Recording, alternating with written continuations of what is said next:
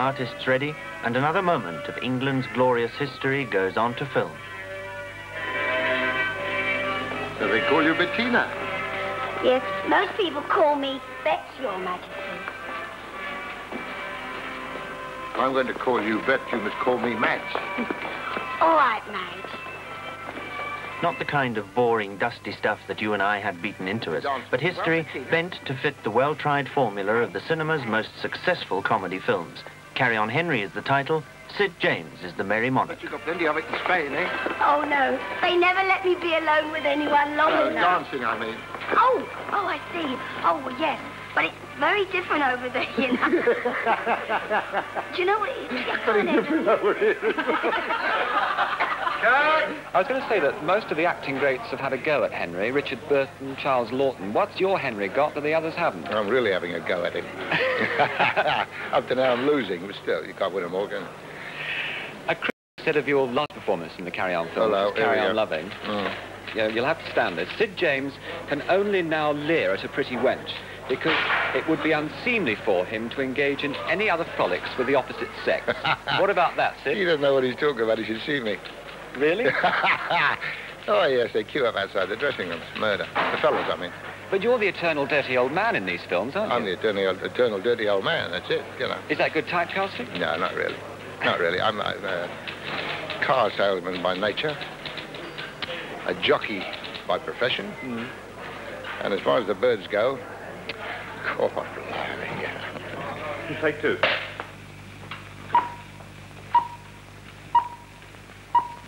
The well-tried team, including Sidney James and Kenny Williams, Charlie Hawtrey and Joan Sims, are gathered with others of equal skill for the 21st production in a series that the pundits once dismissed, until the public proved them wrong. So they call you Bettina? Yes, but most people just call me Bet, Your Majesty. If I'm going to call you Bet, you must call me Madge. All right, Madge. You dance very well. As honestly vulgar as a seaside postcard, the humour's as corny as camp can be. Kenneth Williams, critics call your performances the height of camp in these Carry On films. Now, camp is a misused word today. What is a camp performance? Well, I believe the word camp has actually found its way into the addenda of the OED. I beg your pardon? It's found its way into the addenda of the OED, the Oxford English Dictionary, and it's defined there as that which is fundamentally frivolous. And I suppose that's about the nearest you'd get to an academic definition of it. What I think the general, current interpretation of the word is always that which is verging on the effeminate, that sort of thing, which is ludicrous to say that about me because I've personified what you might call the butch element in light entertainment for some time now. Yes, indeed. Do you enjoy giving these kind of performances? I think we're here to entertain. That's what we're here to do, to get laughs. And whatever the performances are, I mean, if I'm asked to say lines on the BBC like a fanciful interior decorator coming in and saying, well, we can brighten the place up, you see, shove a couple of creepers up your trellis. If those sort of lines are given to me, I try to make them as entertaining as possible. I mean, I don't analyze them in terms of psychology. Action. Getting cold in here. Should we go into the summer house and warm up a bit? Oh, no. I've heard what happens to girls who go into summer houses with men. Well, good. That should save a bit of time. But I mustn't. I promised my mother I'd be a good bet. Believe me, you're the best bet I've seen in years. Oh, Madge. The appealing thing about Carry On Henry, like those that have gone before, is that everything in it is strictly for laughs. Nothing but nothing is sacred. Terry Scott doing Cardinal Wolsey? Not doing him, no. Oh, that's charming. Oh, no, have a bit of reverence. No, I'm portraying Cardinal Wolsey as best I can. Is this a happy association with the church? Bloody hysterical, actually. No, one tries to do it. But how could you be a serious cardinal and Carry On lot? Well, we've got some old people working the trucks at the back here, and it's nice to have me around in case anything happens to any of them. Do you get yourself compromised in this film? What I do is to pinch one of the girls, bless you, in the opening, yes. In the opening of the film. And but I'm not actually, I'm the only one who gets anywhere. You're the only one who gets anyone? If you know what I mean, yes. So who do you get? I shouldn't tell you, because otherwise it ruined the picture. Predictable as the gags in a favourite uncle's time-worn party piece. Sophisticated as the jokes you'll find in a Christmas cracker. But nobody cares, because the unique success of the Carry-Ons stems from the one basic fact, that everyone loves a good, vulgar belly laugh. Oh, no, but I mustn't. I promised my mother I'd be a good bet. Believe me, you're the best bet I've seen in years. Oh, mad.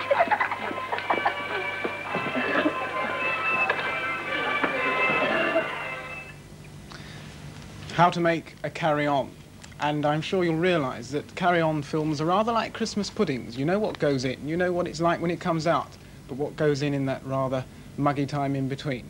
What I'm also sure you recognise is that one of the prime ingredients of a carry-on is GTV's guest of the week, Mr. Kenneth Williams. Welcome to GTV. Let's start with a quote, because it's always good to start with a quote. You said before you started your last television series, which was Meanwhile on BBC Two, you said, I'd rather, let's face it, no one likes work, and I'd rather be sitting on an island somewhere sipping Ratsina than working here. At the time, you were spending 5 days a week on a new carry-on. You were working 6 nights a week in the theatre plus 2 matinees, and your one day off Sunday was spent at Television Centre doing a television show. For somebody who doesn't like work, this is signs, I would say, of overt masochism. Yeah, well, that would make sense if what one was doing was work in the sense that I was talking about work. I meant uphill, back-breaking, dreary, soul-destroying jobs that I would call work. And in that sense, I think, you know, writing is that kind of thing. It's awfully hard, it's slogging. And I look at a piece of white paper on a desk in front of me and think, you know, it's endless, it's like a desert, and I'll never fill it with anything that's even remotely amusing. That kind of thing. I mean, performing, I don't feel that way about at all. Performing, I feel quite enjoyable about it. I feel that, you know, given the accoutrements, the power, the costume, the lights, the people that you're happy with, then it ceases to be work. I think that's really, you know, one of those things that's out of context and therefore looks like something that it really isn't. Presumably, though, then you don't regard your business as really hard work. No, I don't think any actor does. No, in fact, Kenny Connor's favourite remark is, well, let's face it, mate, it's better than work. And I always used to laugh at that, because it is an honest appraisal, isn't it? If you had to tell someone what you did for a living, are you a serious actor or are you a comic? Oh, I would just say an actor, that's all I would say. It's how I began, certainly how I began. In fact, one of my earliest performances, and certainly the performance that taught me, I think, was here in Birmingham, at the Birmingham Rep. And it was in the, one of the early Chronicle plays, Henry VI, part 1, 2, and 3. I was told at the time by the producer that it was the first time it had been performed in its entirety since Benson. I remember the lady who I had digs with, she said, oh, yes, I had Godfrey Kenton up here. He was in that, and I thought, well, it can't have been, because the first time they were performed since Benson. And I said, no, I think you're wrong, it can't have been. She said, yes, no, he was in it. I said, no, it can't have been, they haven't been performed since Benson. And she said, oh, no, it was 1066. And all that, which was another play entirely, of course. But I went down the road, I remember, walked all the way from Edgbaston back to the theatre, trying to make 1066 and all that sound like Henry VI. Very nearly succeeded. You've had an odd career, because looking back to when you started in Rep, you started as a serious actor. Now one sees you introducing international cabaret acts on BBC Two. Does it surprise you to look back and see how you've changed, or how your career has changed? Yes, it always surprises one. It seems, in fact, quite disproportionate, but then it always does if you look at anything. I mean, if you ask yourself what was predominant in the 60s, it always comes to you as something of a surprise when, you know, chroniclers in any kind of book tell you something about what happened in the period, what was significant in the period, clothes, trends, fashion, all the rest of it. Strike, oh yes, of course we did do that in that period, and how incongruous it seems now. And it's the same with one's own life, I think. And in the theatre, you are constantly thrown from one environment to another, and the milieu, say, of international cabaret is totally different to Henry VI, or the Old Vic, or, say, Hotel Paradiso with Alec Guinness at the Winter Garden. All of them are different kinds of aspect of entertainment. I think I would say that the enjoyable thing about doing something like international cabaret was that you were solo, and consequently, if you if you're in a play, you know, where it's institutional work, after all, you are waiting for a feed from somebody in order to deliver the tagline, or you may well be delivering the feed line for their tag. It all, therefore, depends on absolute cooperation and timing, a tennis ball which is to be flung from one to the other, from one to the other. It mustn't hit the ground, it mustn't get dirty. That's the essence of good comedy. If the feed line does come to you by accident badly, I mean, you have a row with them after and say, well, the hell do you want to say that for? You say, well, I'm sorry, but you see, my bra was slipping out. Something goes wrong. So you have a row, or you may get a reasonable explanation, don't have a row.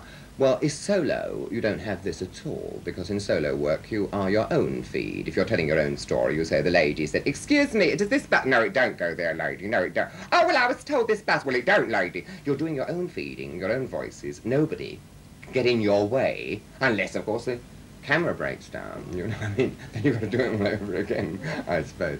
You know, I mean, that has happened to me with a studio audience that have heard it all before, and you say, do try to behave as they did. It's death, of course, they can't. But the solo thing does have the satisfaction, as I say, of you're not being, well, not being able to blame someone else for it not working. It's your responsibility solely. In that sense, it's satisfying. You were a serious actor. I think it would be fair to say that your first appearances in comedy would be in the army. I think when you were part of the entertainment corps. Yes, that is true. I was in the engineers because my profession was a draftsman, and I was drawing maps. They were largely Burma 1 inch for the RAF target map. And I got very bored with it all, and when the war was over, they said we could transfer to other regiments if we felt that our talents had any relevance elsewhere. And I felt mine had. I'd never done any theatre at all, but I thought, well, they're very good, I can do it better than they do. Because I'd seen people act, and I thought, they're terrible, I can do it much better than that.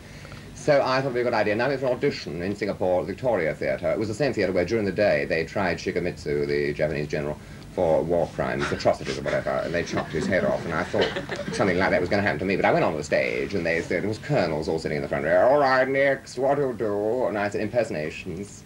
Impersonate who? And I said, Winston Churchill, because everyone did Winston Churchill. We are, we shall never, I always did that. It was quite a good sort of impression, you see. And they all sat there, and there was a lot of whispering, you see, and eventually they said, no, thank you, RTU, RTU. And a corporal in the wing said, RTU, and a private in the wing said, RTU, and they echoed this RTU all over the place. And I came off the wings and said, tearfully, what does it mean, RTU? And a sympathetic bystander said, return to unit, mate. I thought, I can't go back. I mean, I transferred from the engineers to get into this entertainment setup. And I told everyone when I left the unit that I was going to be the Army's great star. And I thought, I can't go back and face the ignominy, you know, I've been turned down. So I cried very well in those. I cried the drop bad. I went down to the stalls and I attacked these three colonels and cried and said, you can't do it, you can't do it, you bastard! And of course, they all said, for God's sake, get the man VMO, he's ill, the man.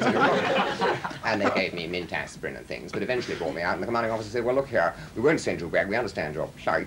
Would you like to stay on? I understand you've been a draftsman. Would you like to stay on drawing posters for us? And I said, oh, yes, love it, because it meant my not having to go back.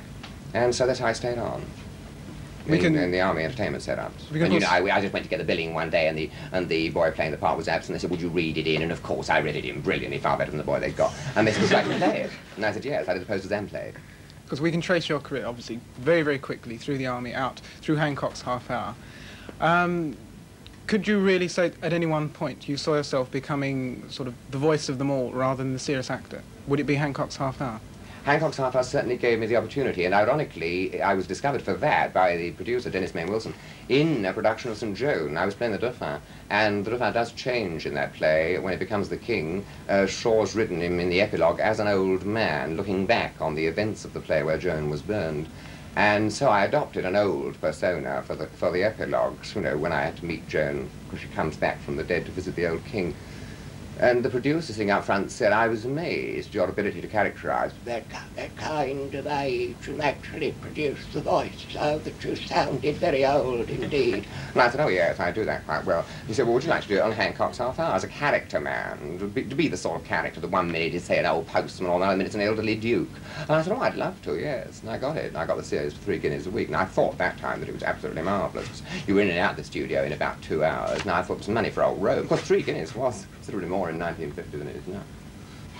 Do the voices come easy to you? Yes, if I get the voice projection method of the person.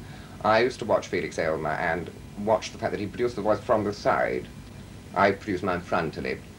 his method is to talk in that fashion and to give it a sort of vulnerability and a careful and pedantic pronunciation, and it all comes out of the side of the voice. And I thought that was very interesting way to produce your voice. And I've done that. I met this boy selling newspapers once who actually did talk smiling all the time. And if you smile all the time, you talk, of course it restricts everything. And I've got a voice down there. And I used to come on Hancock's half and say, oh, no, yeah, stop messing about. Let's do little fingers. Will you be my friend? Go on, let's do little fingers. And Hancock was like, I don't want to do little fingers. I was always slightly offended by this almost homosexual oblique reference, you see. And that voice became very popular indeed. And of course, it followed you into Beyond Our Ken and of course into, I think, one of the most popular series on radio ever, Round the Horn. Yes, Round the Horn was an extremely enjoyable show to do, largely because of the anchor man, Kenneth Horne, being such a sort of Rock of Gibraltar, around which all these madcap characters could rotate with perfect ease, and yet still the credibility of the situation retained, because he was very much sort of part of the establishment, you know what I mean, Kenneth Horne? Very respectable, and yet always in an incredibly English way, in fact, I would say. He personified the ability to adapt to any kind of person, and I think this island has got that marvellous ability in its people. I don't know whether it's because we've always received others, whether we've been a welcoming land, you know, hunted Huguenots, Jews from Spain. People have fled to this sort of wise island. And we've always been, I think, a receiving place in that sense. And perhaps because of this, you know, we've developed an establishment figure, and we can do this figure in comedy, who can accommodate anyone, any accent. Tommy Hanley did it in It Ma. People coming in, whether their accent was Indian, whether the accent was German, whether it was a spy from Russia, was saying, I am spy from Russia. And he would say, yes, well, hang your slave behind the scullery door. But it always interested, always charming about it.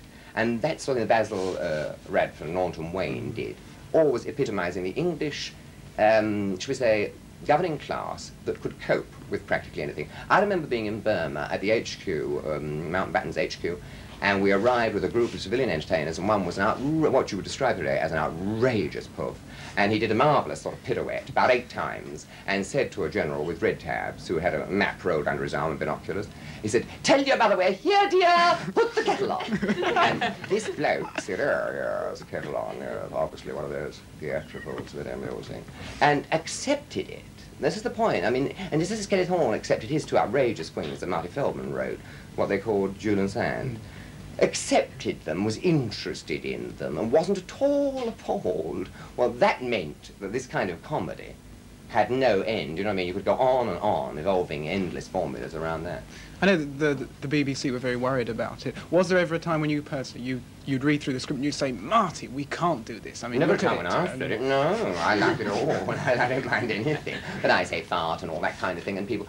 I mean, when I was originally doing it a lot, I did it on the Evan Andrews show. I talked about farting at great length there, because I think it's a genuine thing to discuss. After all, what reason is there in an artificial society like us where we all lock each other into rooms, tiny little rooms, to do these things, these bowel movements? I read once that a father had tried an experiment with his child whereby the lavatory was open the whole time. And I remember thinking at the time, it's a very, very good thing, but that's beside the point. So I never worried. It never worried me to talk about such things. I always quite enjoyed it, in the sense that I think it's important in humour that somebody does act as a sort of mosquito, you know what I mean, flies about and disconcerts perhaps, and in the disconcerting may achieve exactly what he wants to achieve, throwing somebody off balance, throwing them off, say, a rutted viewpoint, the conventional, the well-trod thing. Do you know what that man says about liberalism when he's talked about the cornerstone of liberal philosophy being the duty to admit doubt? Now, I think this is fundamental if you're going to have a healthy, open-minded attitude to life. And he did end by saying, of course, paradoxically, there I've admitted I've made my first dogma. Now, you know, which is the very antithesis of what liberalism is about, isn't it? Is there any subject that you feel should not be brought into humour? Or anything, I don't know, death, homosexuality, blindness, anything at all? That's making a dogma too, in a field which one would be very risky to make dogmas on. That is to say, I think, for instance, in a certain context, it would be perfectly permissible to discuss everything from farting to death to the sacred rites of the Jewish religion. On the other hand, in a Jewish household, I would think otherwise. I think there are certain places where one doesn't mention certain things. I think Albert Camus is quite right. There must be a public and a private morality, and I think people in public must observe those those boundaries. I think you're a fool if you pretend that the man who, say, salutes and presents a wreath at the cenotaph as part of his official duties should be expected to go home and continue to lay wreaths and behave in a sort of reverent and ridiculous fashion. Obviously, we expect him to get into bed and copulate all what he wants to do. We don't expect him to do that at the cenotaph, of course. It's great. Let's turn a little more towards Kenneth Williams, and let's talk about a group of men who I know you have a reverence for and an understanding of, and a heartfelt admiration for their work, and those are, of course, the critics, who I know you adore. You must be joking. I hate. There is something fundamentally ridiculous about criticism insofar as what is good without anybody saying so. That's a fact, isn't it? Yeah. So critics are useless. They have absolutely no place in society at all. Well, insofar as you get the odd critic who, by sheer style, and this is a word you know, like camp, which covers a multitude of sins, but I think it simply means doing something with enormous grace and elan and a kind of charm and giving, say, another insight, a personal kind of insight into something you would not have seen yourself. I think Agate had that quality. I think George Melly, as a critic's got that quality. He can convey in a column a sort of infectious joy about something he has genuinely enjoyed. I think that's valid, and I think that's valuable because it might lead us towards something which we would have turned away from ordinarily. I think that kind of thing is extremely valid. The other kind of thing, which is what I would call academic knocking. You know, there are people that set themselves up as, I know my subject academically, therefore I am an arbiter and a judge. People like Harold Hobson do this all the time. He actually says things like, although these people are my friends, I learned that from his column, although these people are my friends, he said it about a production of the Hammersmith Theatre Club, although these people are my friends, I must nevertheless pronounce judgment. Now, he's talking as though he's a judge in a high court, saying, although these people I'm trying here, these criminals, are my friends, I've had drinks with them and all the rest of it, I'm still going to say, you must die. Now, the idea that a critic has these sort of powers, well, that's just self-delusion. I think it's the self-delusion of senility. It's so sad. But the fact that it's read and the fact that it can cause hurt to a lot of people, the offensive remarks he made about So What About Love, which my friend Sheila Hancock was in, caused her a lot of harm because it wounded. And an actor works on ego. It's his whole equipment, ego.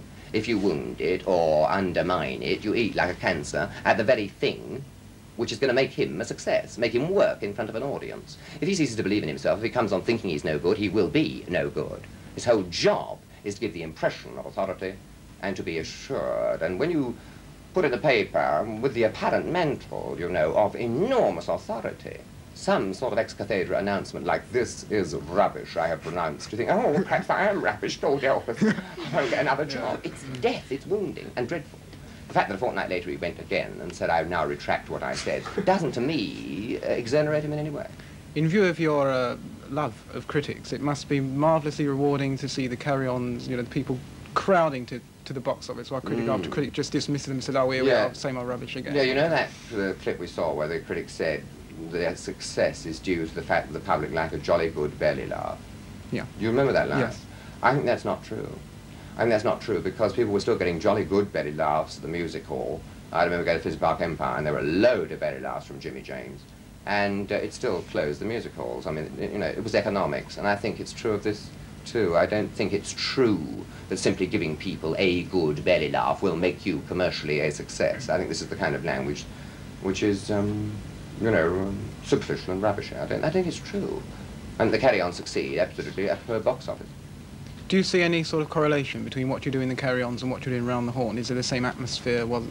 Is there any similarity between the two? Because both in their own ways are were very long-running and are very long-running Yes, both series. of them have in common a team of people who know each other terribly well and know all each other's faults, its weaknesses as well as strengths, and will say at the beginning of a scene, well, obviously we'll go for that, because that's going to be your strong point. You're going to get your big laugh there. I'll play it run to there, no kind of pause. Then we come back to this kind of laugh, and if I do the bottom thing there, stick out the arse, we'll get the laugh on your reaction to the tape. And we know each other so well that half of this really is more or less unsaid in rehearsals. No, the key word is professionalism. Yes, absolutely. Mind you, we have a very, very good director insofar as Gerald Thomas is one of those marvellous men who's able to create an atmosphere in which people become uninhibited. That's the essence of all good acting.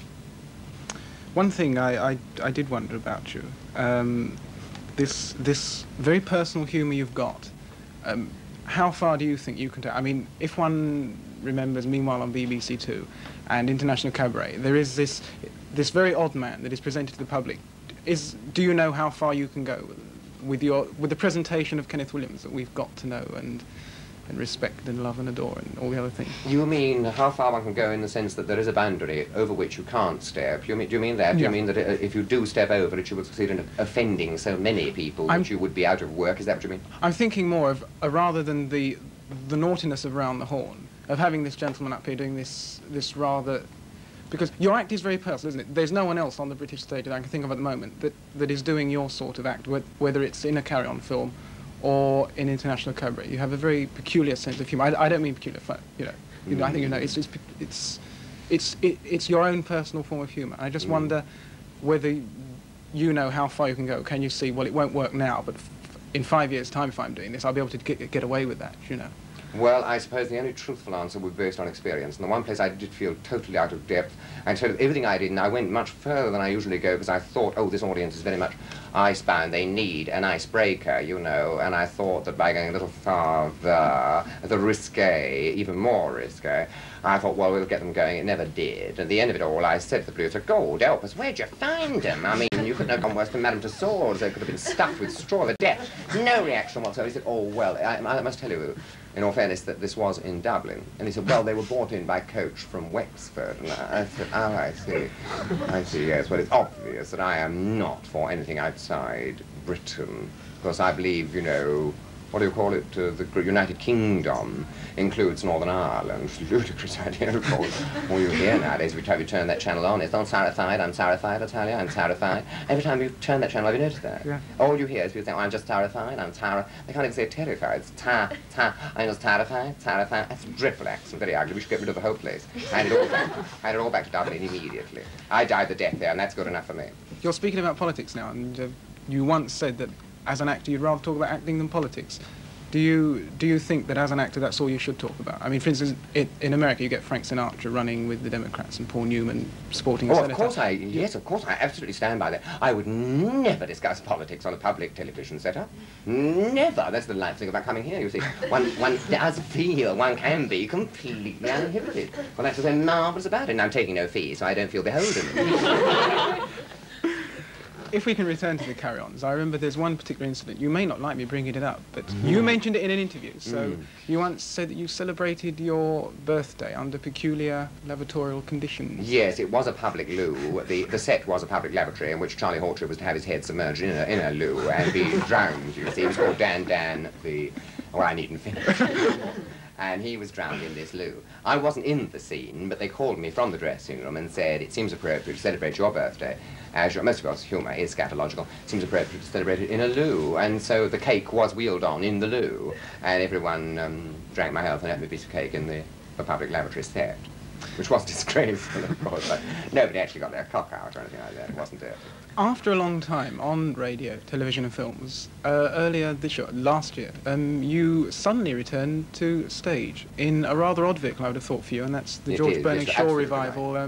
It's unerring that you've hit the nail on the head. I mean, that is incredibly true. I mean, that really is true, and I wouldn't have thought you'd have been able to put it in that way so well, because it is. I mean, I wouldn't have gone back to the theatre ordinarily, I don't think, ever again in my life. I had a terrible flop. I did this Orton play, Joe Orton play called Loot, which died the death, not in terms of box office, but in terms of getting a London theatre. No London management wanted to know it. And that was before the climate of opinion changed, and it did change dramatically in England. The climate of opinion about the subject of homosexuality changed completely from 1965, when we did that play, to, say, 1968, when that same play was restaged with another cast and succeeded.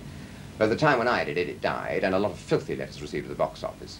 There were a lot of lines which people found offensive, and one we were asked to cut out by the Manchester Watch Committee was when I, as the policeman, said to the boy, there are 8 cases of pregnancy here, 8 cases of pregnancy, where do you do it? There are no open spaces, the streets are well lit, where do you do it, you dirty little swine? And the boy's answer was, on Mecca dance floors during the Roomba. And the Watch Committee said it was a disgraceful slur on Mecca dance. Well, I don't think any such thing. I think probably they were doing it during the Roomba. But anyway, the Watch Committee came with their policemen and all stood in the wings and said, if you say it, we'll nab you.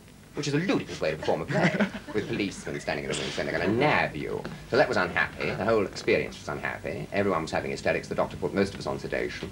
And one of the boys was crying continually. There's a flop, it's a terrible flop, we're all going to be sent out by the critics. Everyone got terribly tense about it. And Orton was rewriting daily, and he was in an appalling state. So that didn't help me. And then the next play I did was called The Platinum Cat, and that went on Wyndham's, and I staggered along with that for 5 weeks and thought, I really can't face it any more. I thought I'd lost my nerve. And a cupboard door opened inadvertently and smashed me, and the blood poured down my face. Oh, I can't stand it anymore.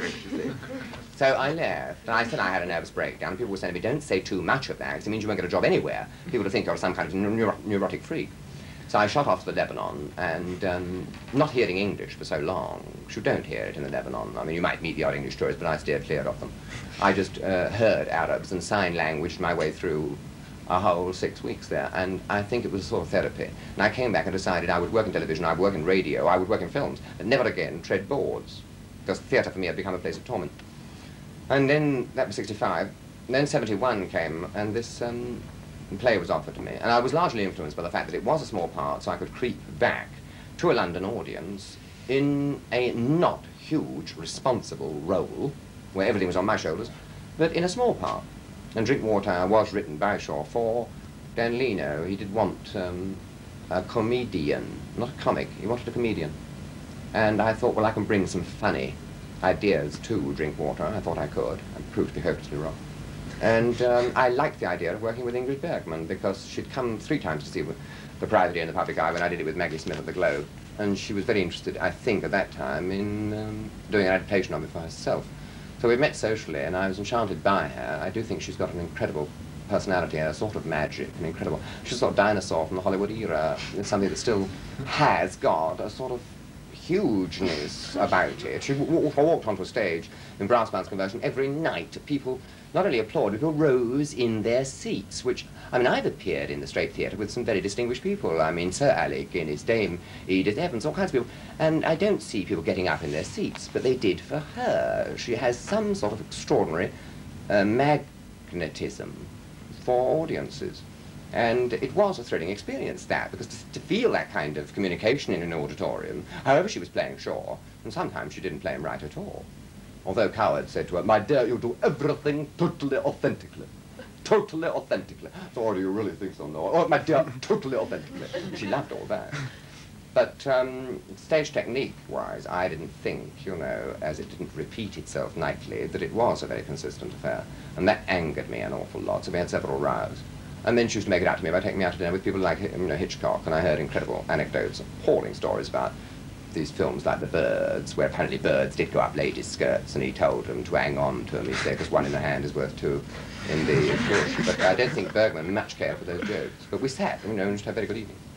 You're certainly a man of the media. I mean, you've done everything. Which one do you like best? Because a few years ago, admittedly in a popular film magazine interview, you said that films were your métier. I would have thought the radio would have been... Yes, I would say that's true. Yes, I was probably just saying that as it was a film magazine, you know, so you say whatever you think is going to appeal to that kind of communication media. But I would say that me, you know, as me, I would enjoy going to a radio studio much more than any other, because here, for instance, though one's laughing and sort of, you know, pretending it's all right, one's really scared about things like acne showing and skin disease and whether the eyes are all right or whether they're bagged and all that.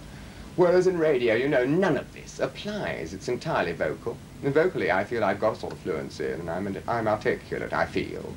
And given generally the average sort of subject flung at me, I can cope with it. I like that sort of thing. And I also do quite a number of children's programs with children that write their own material, and they give me a role, this is on the BBC, and they say to me, well, this week we want you to play a very wicked, sort of sinister, nasty character with drawn-out vowels. These kids, the one that produced me was 12, he really knew what he wanted, absolutely knew what he wanted. And these plays they invent, you know what I mean, on the spur of the moment, they throw them at you and say, you play this man's a spy, or this man is a financier, or this man's the Prime Minister. And they give you their idea of what the character should sound like, and I can go into that kind of thing immediately, and I get a tremendous amount of enjoyment out of it. And there's no cosmetics to cope with.